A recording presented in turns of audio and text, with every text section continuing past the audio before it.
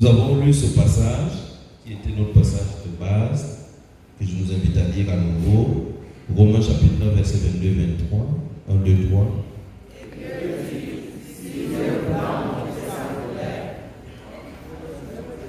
Allez-y, allez-y.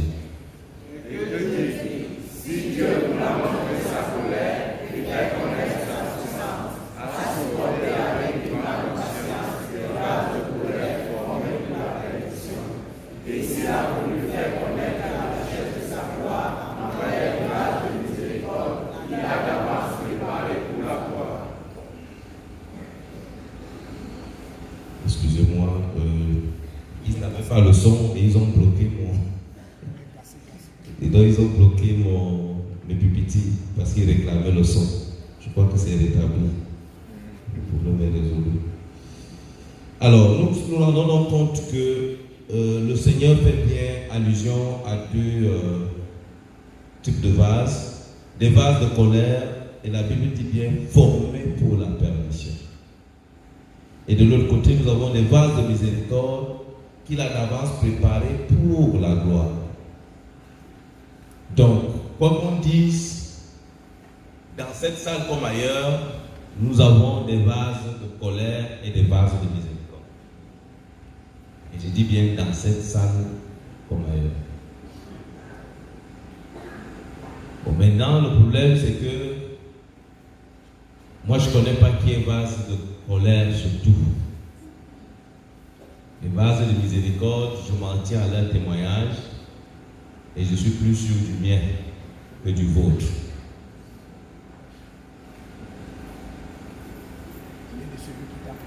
Et de celui qui m'a prêché. Très important.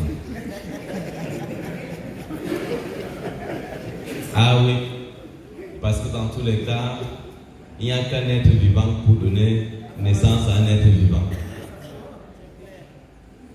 Ça, c'est évident comme ça. Alors, ce passage des Écritures nous allons amener à voir comment est-ce que Dieu se manifeste, comment est-ce que Jésus, l'œuvre de Christ, se manifeste dans la vie des vases de miséricorde d'abord. Nous en avons parlé.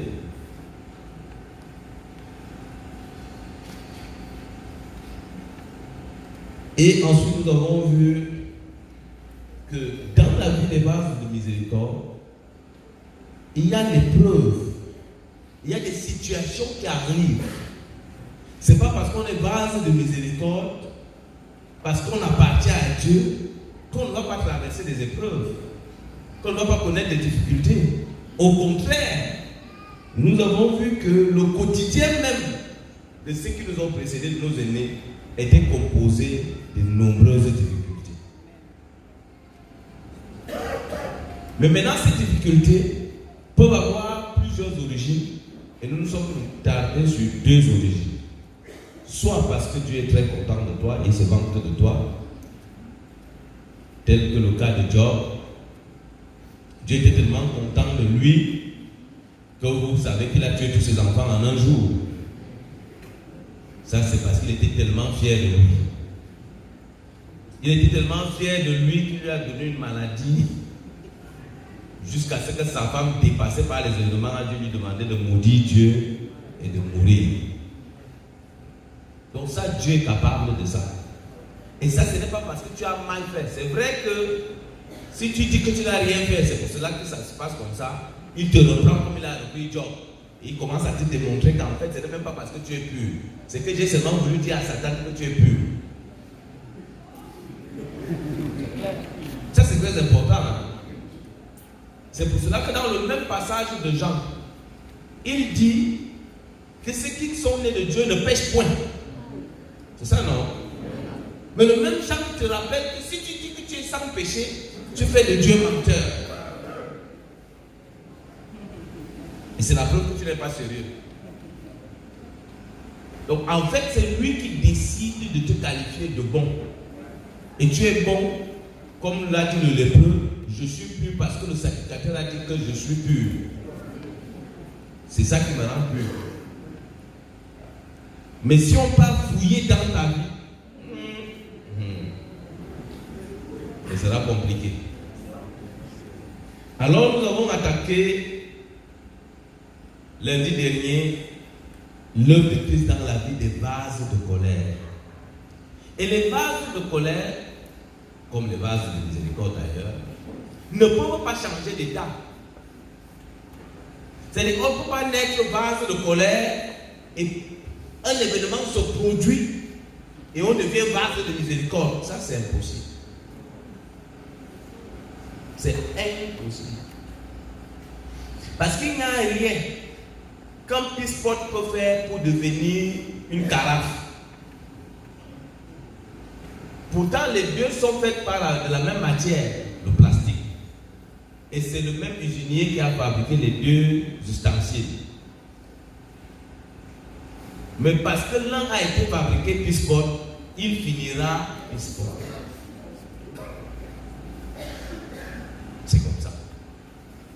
Alors, nous avons donc lu ce passage de Jean chapitre 9, verset 39. Est-ce qu'on peut le lire à nouveau? 1, 2, 3. Je suis venu dans ce monde pour un jugement, pour que ceux qui ne voient voient, et que ceux qui voient deviennent aveugles. Amen. Donc c'est important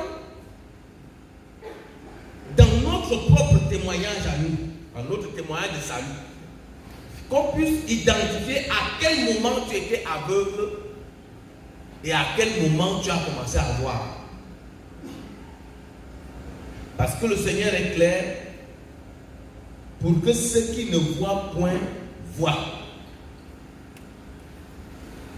Donc avant de dire je vois, il faut que tu dises à quel moment tu ne voyais pas. Ça veut dire que dans ton témoignage, on doit voir à quel moment tu étais aveugle.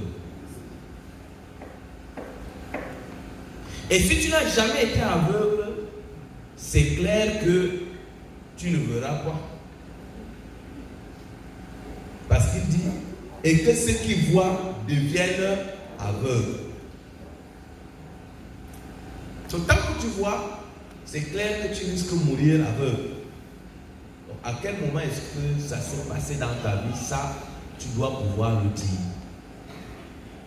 Et nous l'avons dit la semaine dernière, l'objectif de cet enseignement, et surtout de cette partie que nous allons voir, que nous sommes en train de voir, c'est non seulement de servir à la casse des béquilles, de mieux connaître comment le monde est composé, mais aussi de faire notre propre examen. Parce qu'on ne sait jamais. On ne sait jamais. Jean 3, verset 17. Dieu n'a pas envoyé son Fils dans le monde pour condamner le monde, mais il l'a envoyé pour qu'il sauve le monde. Amen. La vérité, c'est que Dieu n'a pas envoyé son Fils pour condamner le monde. Dieu a ôté le péché du monde. Ça, c'est clair, c'est propre, c'est indiscutable. Il y avait le péché dans le monde avant l'œuvre de Christ. Et après l'œuvre de Christ accomplie à la croix, le péché est parti du monde. Quand Dieu regarde ce monde, il ne voit pas de péché. Mais seulement, il y a des gens qui vont finir en enfer à cause du péché.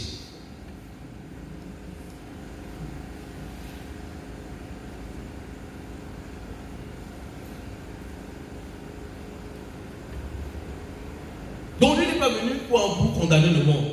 Mais il a envoyé pour qu'il sauve le monde et il a sauvé le monde. Et son œuvre est parfaite.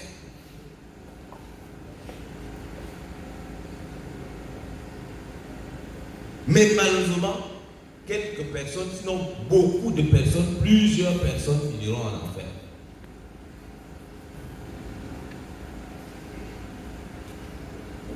Luc 2, verset 34. Simeon avait béni, évidemment, la mère de Jésus, à cause de ton enfant, beaucoup en Israël vont tomber pour se relever. Il sera ainsi de Dieu, mais les gens le rejetteront. À cause de cet enfant, à cause de Jésus, beaucoup en Israël vont tomber et beaucoup vont aussi se relever. C'est le même Jésus qui sera l'objet du salut de plusieurs, Et le même Jésus sera objet de condamnation pour plusieurs. En tout cas, tout le problème de l'enfer et du ciel se règle autour de Jésus. Quelle que soit ton obédience, que tu sois chrétien ou pas, musulman, je ne sais pas, quel que soit ce que tout va se passer autour de Jésus.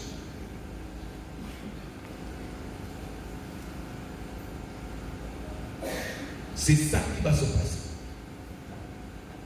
Et ceux qui vont aller en enfer, iront en enfer à cause de Jésus.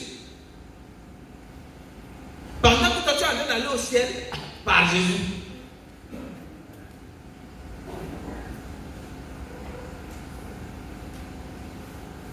Et j'aime ce texte que nous allons aborder en ce moment. Parce que ce texte, j'ai eu le coup de ça lorsque sur un plateau de télé, un musulman va me poser la question de savoir votre Jésus, votre Dieu, comment est-ce qu'il est mort? Vous avez un Dieu qui est mort à la croix. Et je lui ai dit, laisse-moi te relire le texte pour te confirmer qu'effectivement c'est à cause de ça que tu vas aller en enfer. Et malheureusement cet imam est mort et il est certainement en enfer parce qu'il est mort la semaine dernière. 1 Corinthiens 1, verset 17 et 18, est-ce qu'on peut lire? Ce n'est pas pour attiser que Christ m'a envoyé, c'est pour annoncer l'évangile, et cela sans la sagesse du langage, afin que la croix de Christ ne soit pas rendue vaine. Car la prédication de la croix est une folie pour ceux qui périssent, mais pour nous qui sommes sauvés, elle est une puissance de Dieu. Ce n'est pas pour baptiser que Christ m'a envoyé. Ça veut dire premièrement que si le salut était dans le baptême, il serait venu pour ça. C'est pour cela que ceux qui pensent qu'ils sont sauvés parce qu'ils se sont baptisés d'eau, ils finiront en enfer. Parce que si le baptême d'eau faisait partie des choses qui sauvent, le bandit à la droite de Jésus devait d'abord redescendre pour recevoir le baptême d'eau.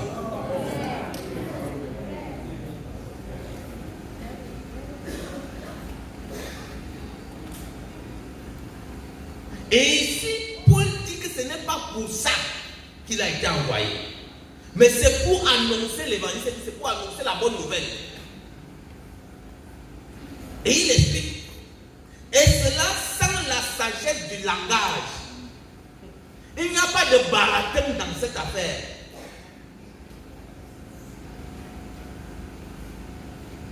Afin que la croix de Christ ne soit pas rendue vaine. Parce que si la croix de Christ n'a pas sa place, en fait, Jésus lui-même il est venu mourir pour rien. Oh, c'est cette croix-là qui me sera toujours chère. Et ma parole, ma chorale comprend quand je dis ça. Car la prédication de la croix est une folie pour ceux qui périssent.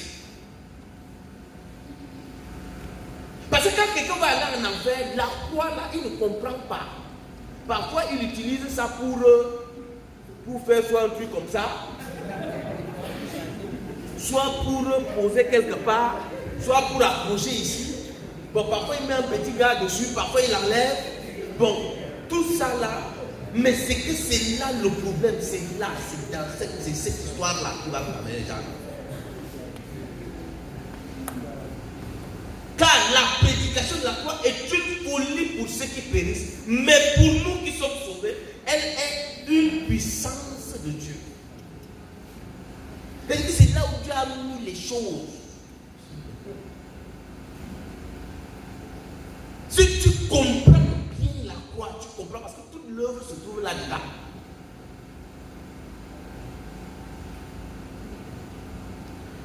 Il continue. Verset 19 à 20.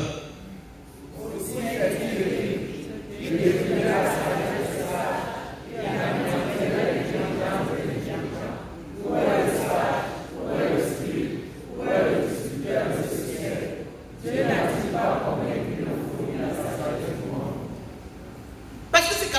anormal. Comment quelqu'un pour sauver les autres se retrouve en train de mourir?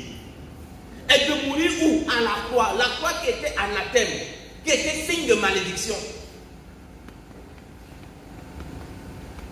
Comment croire à une telle... J'avais dit une telle bêtise. Et la Bible dit oui, je détruirai la sagesse des sages, parce que c'est là où tous les sages se cassent la figure. C'est ici. Ils utilisent cette foi à autre chose. Et j'anéantirai l'intelligence des intelligents. Et ils te posent la question, où est le sage? Parce que le sage doit comprendre ça. Où est le scribe? C'est celui qui a la maîtrise des Écritures, qui est dans les Écritures. Comment il a la maîtrise des Écritures, mais il ne comprend pas la croix? Et même ceux qui prennent l'évangile de la croix ici dehors, ils sont à côté de la croix.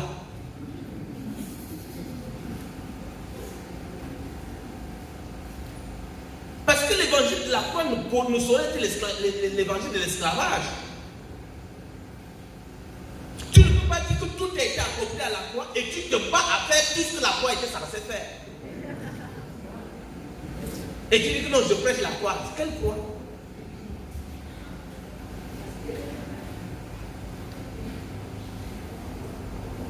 Alors le verset 21 que nous connaissons mieux va nous dire des choses intéressantes.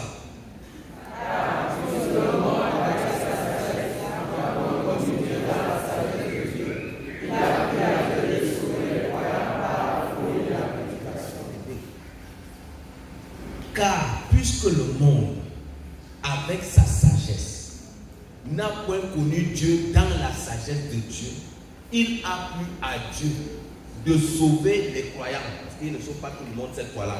Il sauve les croyants. Ceux qui croient en quoi? À la croix. Et dire qu'ils croient à la croix, là, ce n'est pas de... Ceux qui savent que la croix existe, non. C'est ceux qui ont compris. De sauver les croyants par la folie de la prédication. Donc les mains qui captent les sauver, les destiner au ciel, ça passe par la prédication. Parce que puisque nous avons parlé des vases de colère, des vases de miséricorde, et nous savons que tous sont prédestinés d'avance. En principe, on s'attendrait donc à ce que chacun reste chez soi et attend que le salut arrive. Mais Dieu nous explique que non. Justement, le salut arrive par la folie de la prédication. C'est-à-dire les vases de miséricorde vont se distinguer en ce que lorsque la prédication va passer, eux ils vont entendre et comprendre. Donc c'est pas parce que oui, bon, on a dit que non, n'est pas que vous y allez sauver, et bon, il y a le... donc même si tu restes chez moi, si tu restes chez toi, ça veut dire ce que ça veut dire.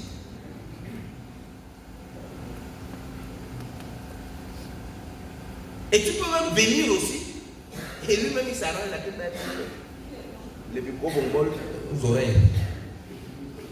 Donc les choses qui font que tu n'entends rien, quoi. Alors j'aime plus le verset 22 et 22 et suivant. Est-ce qu'on peut lire le verset 22?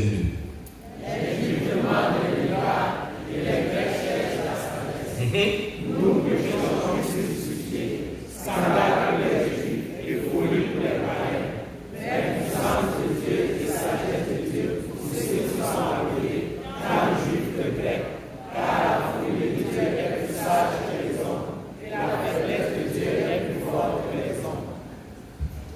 Les Juifs demandent des miracles. Et jusqu'aujourd'hui, les gens là demandent des miracles. Même les non-juifs sont dedans. Ils demandent des miracles. Et les Grecs cherchent la sagesse. Ils font toutes les écoles bibliques, tout ça là, ils se débrouillent, ils vont sur la montagne chercher tout ça, ils redescendent et tout et tout. Mais nous prêchons Christ crucifié.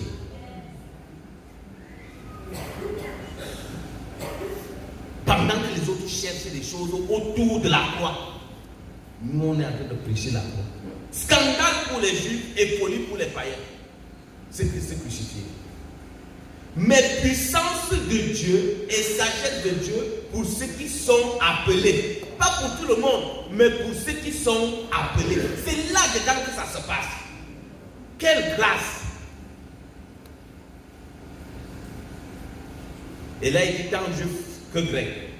Car la folie de Dieu est plus sage que les hommes. Et la faiblesse de Dieu est plus forte que les hommes. Parce que c'est dans tout ce petit truc-là que Dieu a tout mis.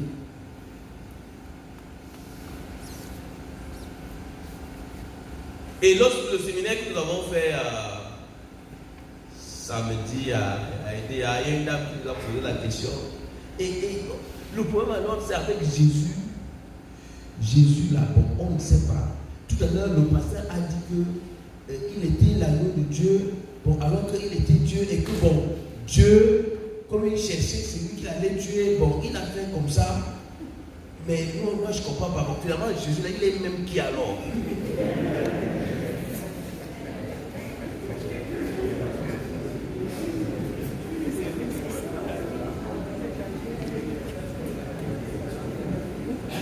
Et je lui ai demandé d'ouvrir ce beau passage d'Ésaïe.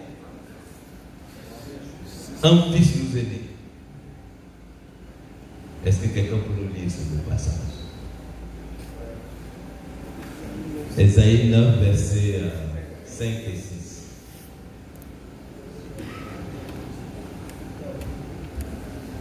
Le pasteur Alex. Ésaïe chapitre 9, le verset 5. Car un enfant nous est né, un fils nous a été donné, et la domination reposera sur son épaule. On l'appellera admirable, conseiller, Dieu puissant, Père éternel, prince de la paix. C'est un même gars. C'est le même type. Il est à la fois bébé. Il est fils, la domination repose sur son épaule. Il est à la fois Père éternel, Dieu puissant, Prince de la paix. Et en même temps, il est animal, en même temps, il est homme, en même temps, il est Dieu. J'ai dit à la femme, moi, je sais pas comment tu vas faire pour expliquer ça, mais c'est comme ça qu'il est. Quand tu vas arriver là-bas au ciel, celui que tu vas trouver, on te dit que non, tu vas trouver le lion de la tribu de Juda, l'aigle de ceci. Donc, même quand tu vas arriver au ciel, tu vas demander le Dieu, le Père, il est où? On te dit le voici. Tu demandes, mais le fils il est où? On dit le voici. Et le Saint-Esprit même il est où? Le voici. Et le lion de la tribu, le voilà. Et c'est cela que je lui. Et c'est cela que je salue.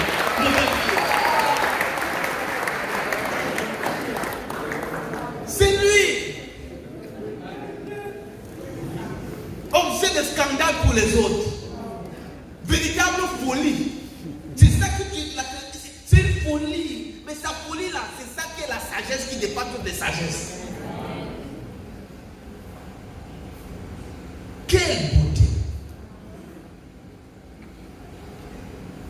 Mais maintenant le Seigneur, Dieu a tellement rendu, c'est que Christ, Jésus c'est vraiment le mystère des mystères. Aujourd'hui on fait l'insémination, on fait le truc comme indique où on décide que bon, comme tu n'as pas d'enfant, on prend le spermatozoïde de monsieur et l'ovule de madame, on peut mettre chez une mère porteuse. Ce n'est que le nid, l'œuf qu'on peut mettre dans le ventre.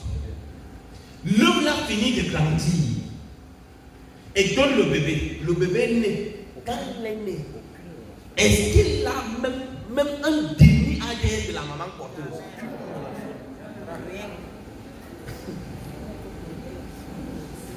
Dieu n'était pas fou. Il a fait de Marie la mère porteuse. Un point, c'est tout. Jésus n'a aucun lien de sang avec Marie.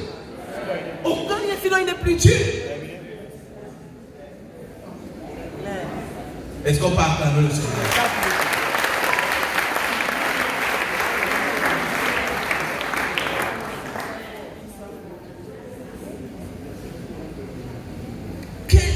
Quelle beauté, l'œuvre du Christ.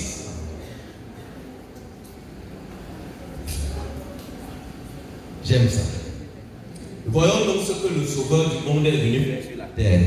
Est-ce qu'on peut lire Marc chapitre 4, verset 10 à 12? 1, 2, 3.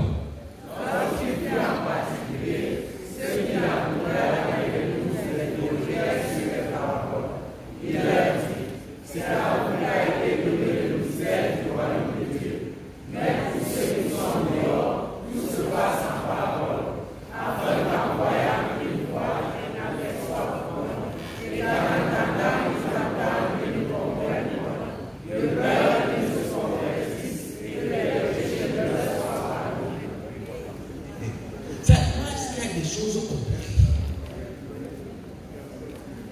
Ce fameux Jésus venu du ciel, Dieu a tant aimé le monde qu'il a envoyé son Fils unique afin que quiconque croit en lui ne périsse point et qu'il ait la vie éternelle.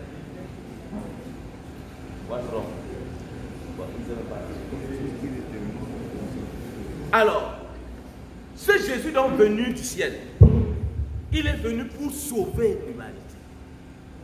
Il arrive, il commence à prêcher. Et pendant qu'il prêche,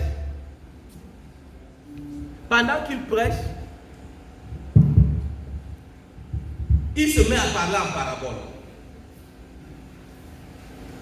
Et quand il se retrouve seul avec ses disciples lui posent la question, mais essaie de nous expliquer. Quand tu fais que parler en parabole, tu crois qu'on va comprendre ça comment?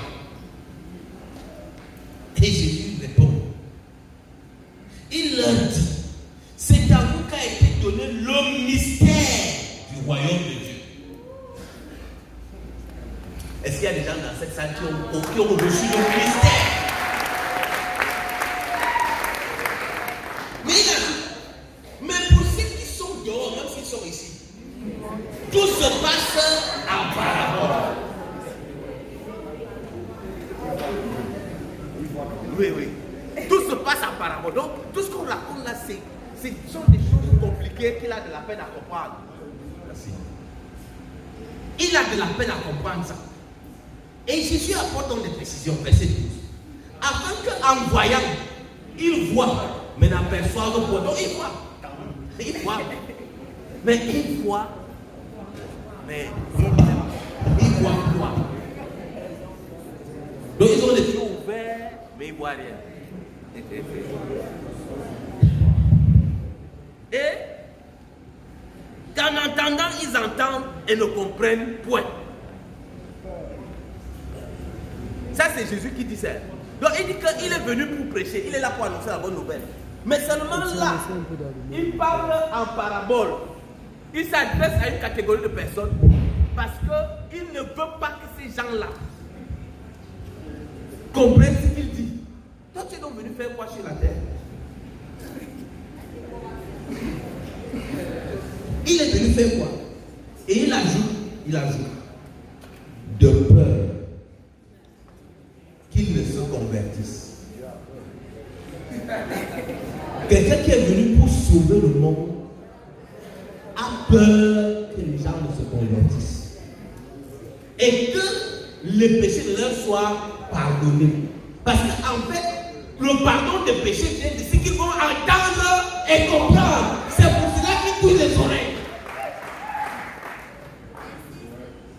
Ça ne vient pas autrement. Parce que si ça venait par le fait que non, vraiment je ne vole pas, je ne manque pas, il allait s'arranger à ce que les gens qui volent quand même me manquent. Non, il s'arrange que tu entends tout ça, tu ne comprends rien. C'est pour cela que Deutéronome 29, verset 4 a tout son sens. Dieu lui-même dit jusqu'à ce jour, je ne leur ai pas donné un cœur pour comprendre, des yeux pour voir et des oreilles pour entendre. Donc jusqu'à un certain jour, un jour, il décide de te donner. Mais pour ceux qui vont finir en enfer, ils vont finir en enfer, mais il ne leur aura pas donné cette occasion.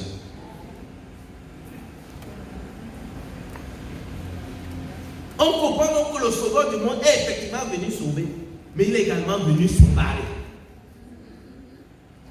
D'où ce passage d'Ésaïe 29, versets 10 à 12.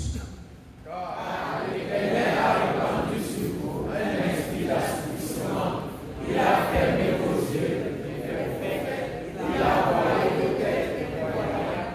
Toute la révélation est pour vous comme un livre cacheté, que l'on donne à un homme qui sait lire, en disant, lis dans cela, et qui répond, je le lis, car il est cacheté. Ou comme un livre que l'on donne à un homme qui ne sait pas lire, en disant, lis dans cela, et qui répond, je ne sais pas lire. Donc Dieu lui-même dit qu'il a plein d'affaires là. Ça devient comme un livre cacheté. Donc il y a les cachets partout, il y a les cachets partout, il y a les cachets partout. Après tu dis lis alors. Bon, toi tu es sorti de la Sorbonne école biblique plus. On dit lit. Bon, tu lis, tu vois un mot presque. Après tu vois. Donc tu comprends pas, c'était quoi le but. Bon, le problème c'est qu'il y a les cachets. Bon. Il sortit. Tout ça, ça. C'était quoi le but? Et ça, c'est Dieu lui-même. C'est Dieu lui-même qui fait ça. Quand l'Éternel a répandu sur vous un esprit d'assoupissement, il a fermé vos yeux, vous qui, les prophètes, et voilé la tête des voyants. Donc tu es là, tu prophétises, mais tu ne vois rien. Prophétiser que la femme qui est là, qui n'a jamais donné d'enfant, va donner des enfants, ça dérange Dieu à quoi? Puisque dans tous les cas, le nombre d'enfants qu'il y aura dans ce monde, c'est le nombre d'enfants qu'il a prévu. Donc tu n'as rien dit.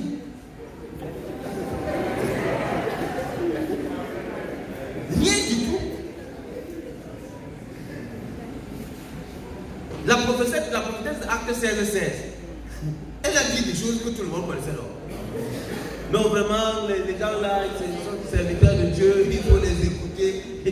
C'était quoi le mauvais? Il n'y a rien de mauvais dans ça.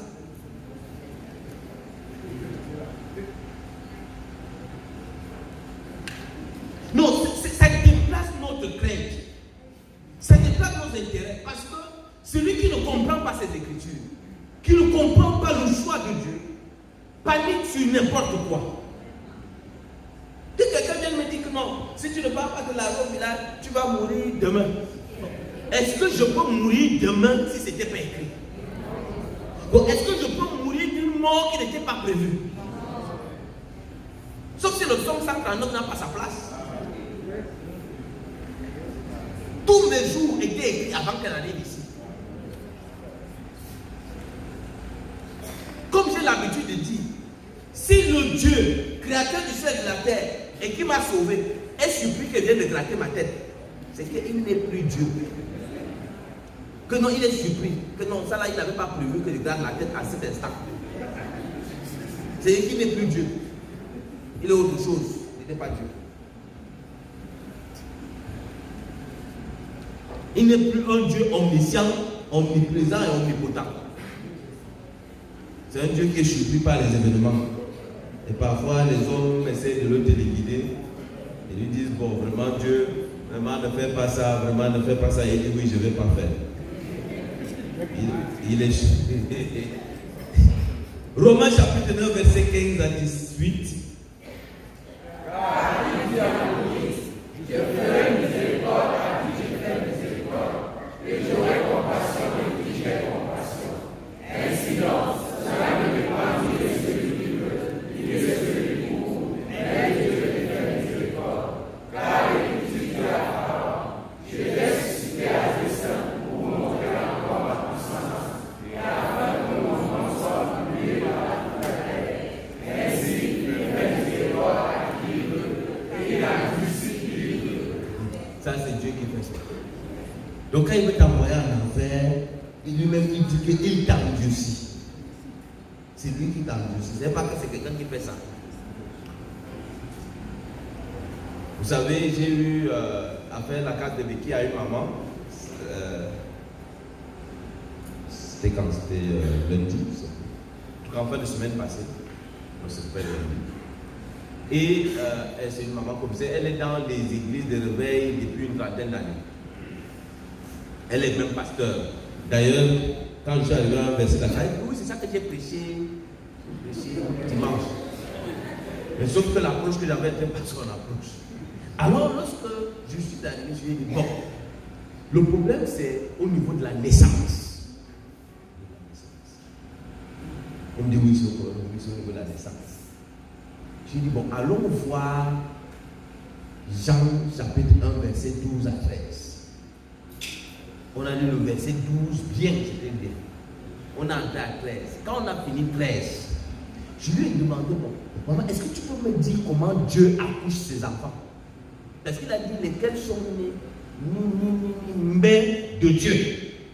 Comment Dieu accouche ses enfants? Elle me dit, oui, justement, mon fils, c'est même là où se trouve le problème. Comment Dieu accouche ses enfants?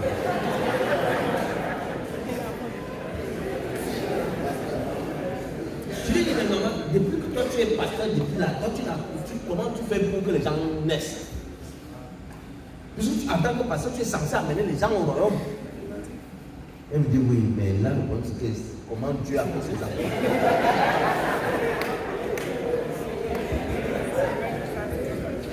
Et quelques temps après, un de ses anciens d'église, qui ne vient pas, elle-même a dit que c'est un monsieur qui lui rend rarement visite, est donc venu entrer et il nous a trouvé en pleine conversation. Et quand elle-même a encore posé la question au pasteur, vraiment, depuis que tu parles là, mon problème c'est comment Dieu accouche ses enfants. Et le gars il me dit comment Dieu accouche ses enfants. Donc quand on a fini la soirée, le gars dit non, maman, quand il vient t'expliquer comment Dieu accouche ses enfants, tu me dis, moi-même je serai là.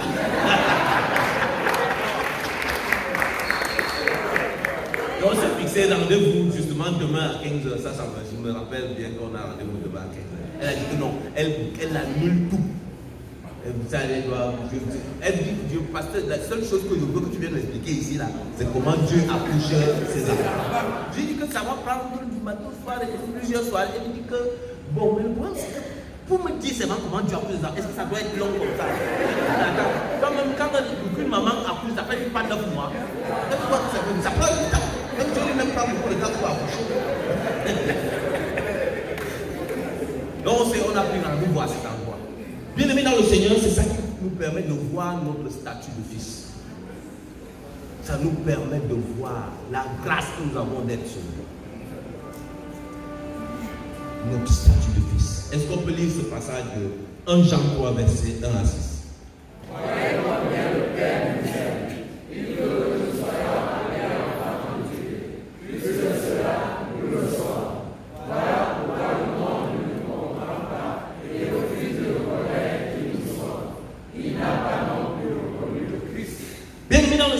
Nous sommes fils de Dieu. Peut-être que quand tu te regardes, il y a un lien qui permet qu'on puisse dire que tu es fils de quelqu'un même. Mais l'œuvre de Christ, l'œuvre rédemptrice de Christ a fait de moi fils de Dieu. Et la Bible dit que, Jean dit ici là que, voyez combien le Père nous aime. Il veut que nous soyons appelés enfants de Dieu et il va plus loin. Il dit non, plus que cela, nous le sommes. C'est pas que nous le serons. Nous sommes fils de Dieu. Il dit voilà pourquoi le monde ne nous comprend pas et refuse de reconnaître qui nous sommes. Pourquoi? Il n'a pas non plus connu Christ. Parce que tout tourne autour de Christ. Parce que quand tu as compris l'œuvre de l'Église de Christ, par exemple ce matin quand je suis entré ici, on avait de la visite de nos cousins éloignés. Et j'ai trouvé, ils étaient en train de chercher. On était encore dehors, le pasteur lui dit moi, les démons étaient partout, tout ça. Il dit, là c'est compliqué. Il ne peut pas comprendre que toi tu dis que tu dors sans chasser le démon. Est-ce que ça a un sens pour lui?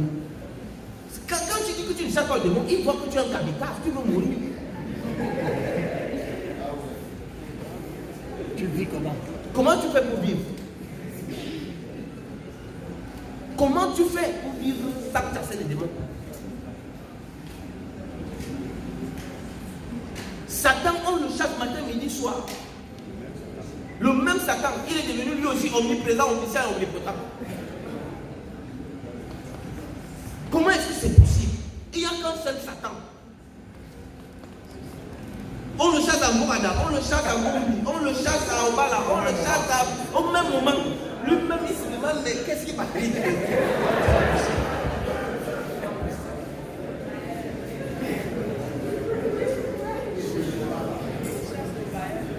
En plus, on le chasse pour fuir la terre, là où Dieu l'a envoyé.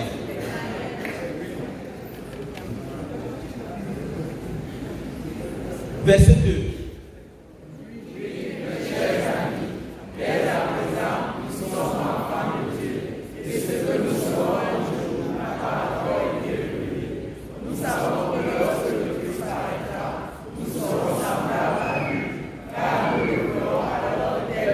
Amen. de Dieu. Et ce que nous serons un jour n'a pas encore été révélé. Parce que là, ce sera autre chose. Nous aurons des corps glorieux comme lui. En fait, il sera notre reflet. Il sera notre reflet. Ce sera comme dans un miroir. Et ça, là, c'est la vérité. En tout cas, c'est la vérité pour moi. Et je pense que c'est là aussi pour toi.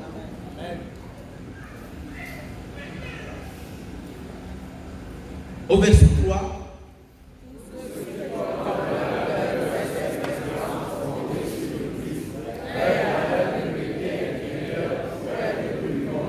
Il dit que tous ceux qui portent dans leur cœur cette espérance fondée sur le Christ, ils font comment?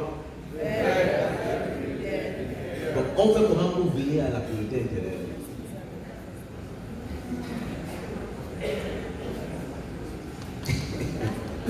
On fait ça comment? Pour veiller sur la pureté intérieure. Bien dans le Seigneur, il faut d'abord l'avoir, la pureté intérieure. Et dès que tu as la pureté intérieure, le reste s'entretient seul. Ça s'entretient parce que tu as l'élément qui permet d'entretenir qu'on appelle le Saint-Esprit. Et c'est le Saint-Esprit qui crée en toi le vouloir et le faire. C'est lui qui t'amène à la communion, c'est lui qui t'amène à la parole, c'est lui qui t'amène à ci, c'est lui qui t'amène à ça, c'est lui qui te permet, ça s'entretient seul.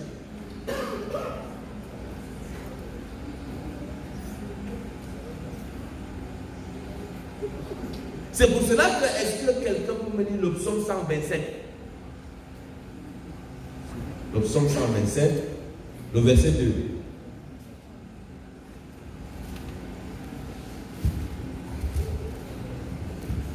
Psaume 127, verset 2. En vain, vous levez-vous matin, vous couchez-vous tard, et mangez-vous le pain de douleur. Il en donne autant à ses bien-aimés pendant leur sommeil. Oui, c'est bon, c'est bon. En vain, vous levez-vous matin, vous vous couchez tard. Mais il a donné à ses bien-aimés quand? Même pendant leur sommeil. Parce que Dieu travaille pour les nuits, il veille. Il a dit que nous sommes retournés au gardien de nos âmes, à notre berger et gardien de nos âmes. La nuit est faite pour dormir, pour ronfler, pour ceux qui ronflent. Et pendant ce temps, Dieu nous donne ce qu'il a à nous donner. Il en donne autant à ses bien-aimés pendant leur sommeil.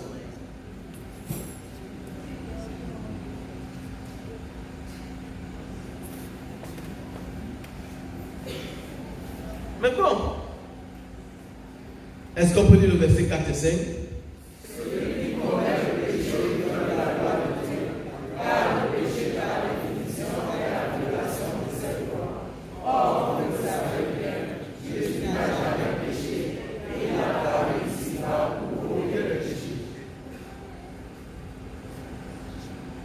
C'est impossible aux yeux de Dieu qu'un enfant de Dieu pêche. Parce que la vérité c'est quoi? C'est que tu es né de Dieu. Dieu est saint. Dieu ne peut pas accoucher un pécheur. C'est impossible. Dieu ne peut pas accoucher un pécheur.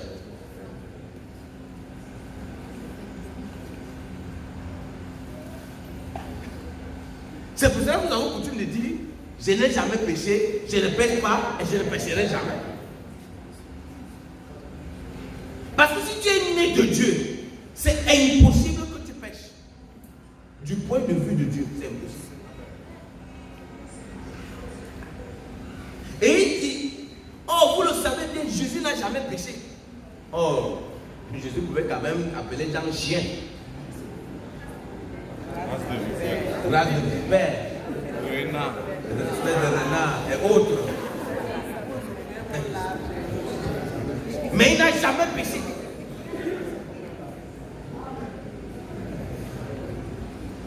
Notre statut de fils de Dieu, ça nous donne une autre dimension. rare espèce.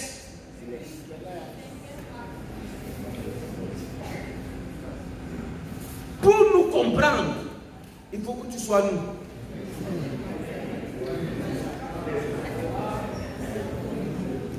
Sinon, tu ne nous comprends pas. Quelqu'un qui déclare ça, tu vas déclarer ça d'autre, on va te donner une gifle, tu vas venir avec la joue gonflée. Là, nous-mêmes, on ne va pas te dire Asia. Parce que ce n'est pas là-bas qu'on dit ça.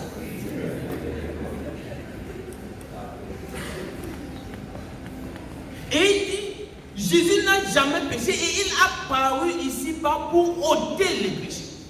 Il l'a fait ou il ne l'a pas fait? Et s'il l'a fait hier? Il a ôté, c'est parti.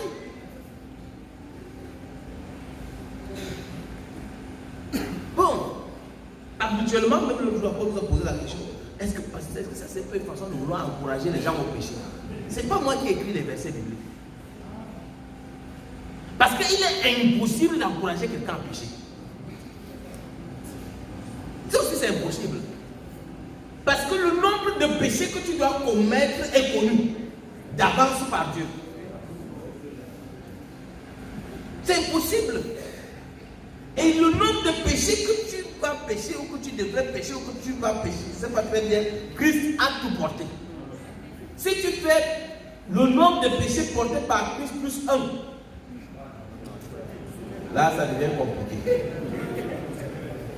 Ou si tu en fais moins 1, ça devient encore plus compliqué. Ça veut dire que tu es un monstre. Ça veut dire un extra céleste. Donc tu ne peux pas être sauvé. C'est clair que tu ne peux pas être sauvé.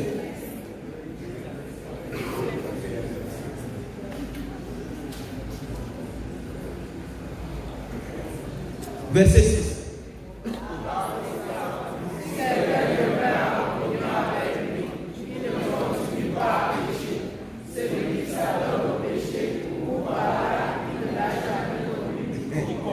Bon, attendez, moi je ne sais pas. Non, relisons ça bien. Peut-être que tu disais ça avec un peu de sommeil, puisque c'est le dernier verset. Donc, relis ça bien. 1, 2, 3. Par conséquent, si quelqu'un demeure en communion avec lui, il ne continue pas à pécher. Celui qui s'adonne au péché, pour par il n'a jamais commis. Bon, par conséquent, c'est la conséquence logique. C'est que si quelqu'un demeure en communion avec lui, et demeurer en communion là, c'est que quand on n'a pas bien compris, c'est pour ça qu'il y a d'abord, on te dit que non, il avait rétrogradé. Bon, quand il a rétrogradé, on ne sait pas à quelle vitesse il était pour rentrer.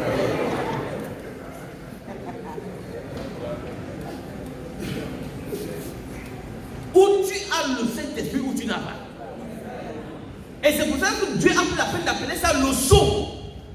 Le Saint-Esprit, c'est un cachet sec qu'on met sur toi. Le seul moyen d'enlever un cachet sec sur un papier, c'est de déchirer le papier. Et tu déchires le papier, ça part quand même avec le morceau du cachet sec. Donc le seul moyen qu'un chrétien né de nouveau, cesse de naître de nouveau, c'est que le Saint-Esprit part. Et si le Saint-Esprit est parti, ça veut dire que ce n'est pas Dieu qui le lui a donné. Parce que Dieu ne donne pas le Saint-Esprit aux gens et il est surpris après que tu viennes faire quelque chose qui est grave et il décide d'enlever. Ça veut dire que ce n'est pas le vrai Dieu. Parce qu'il n'a jamais fait ça. Il n'y a aucun verset biblique qui a dit que les autres avaient fait comme ça. Ceux qui ont fait comme ça, j'ai été obligé de préciser qu'ils étaient avec nous, mais ils n'étaient pas de nous. Alors il dit, celui en question, il ne continue pas de pécher. C'est-à-dire qu'il péchait jusqu'au moment de la rédemption. Dès qu'il est sauvé, tac, le péché s'arrête. C'est fini. Non, il n'a plus rien à faire avec le péché, c'est fini. L'histoire du péché avec lui, c'est terminé. Et dès lors, celui qui s'adonne au péché prouve par là qu'il ne l'a jamais connu et surtout quoi, ni compris. C'est celui-là qui est chaque jour. Je reconnais, Seigneur, je suis pauvre pécheur, vraiment pauvre pécheur. Dieu dit que non, les pauvres pécheurs, j'ai déjà fait ça. Donc, non, Seigneur, je sais que tu es mort sur la croix pour mes péchés. Mais vraiment, Seigneur, je reconnais que je suis un pauvre pécheur. Oh, Seigneur, pardonne mes péchés. Vraiment, je reconnais que je suis pauvre. Il dit non, les pauvres pécheurs. J'ai déjà arrivé comme les pauvres pécheurs là-bas à la croix. Non, non, vraiment. Et alors, pour terminer, c'est cette image de serpent d'airain dans le jardin. Dans le désert, autant pour moi. Le serpent d'airain levé dans le désert était l'image de notre Seigneur Jésus-Christ crucifié à la croix. Et Dieu dit à Moïse, dis à ce peuple que s'ils sont maudits, Dieu n'a pas enlevé les serpents. Hein. Il n'a pas enlevé, il pouvait dire, bon, ok, vraiment comme tu as intercédé pour eux et que c'est comme ça, j'annule tous les serpents, vraiment les serpents les morts. Non, non, non. Il a laissé les serpents avec leur venin, donc le péché avec ce que ça comporte. Et le serpent, Dieu a donc dit, si le serpent mord un Israélite dans le désert, la seule chose à faire, c'est qu'il se retourne et il regarde. Dès qu'il a regardé, le venin s'en va et lui il continue la marche. Mais beaucoup sont morts dans le désert malgré cette indication du Seigneur, malgré cette instruction. Pourquoi? Parce que quand le serpent les mordait, au lieu de regarder au serpent, il se tournait vers les morsures. Oh Seigneur, le serpent, le serpent, le serpent, le serpent, le serpent. Pendant qu'il couille les serpents, le venin ne fait que monter et il meurt. Bonne soirée et à lundi prochain.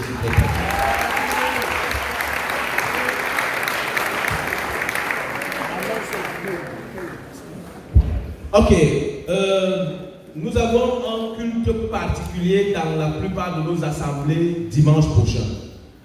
Permettez que je vous en parle en 2 minutes. Alors, c'est un culte particulier.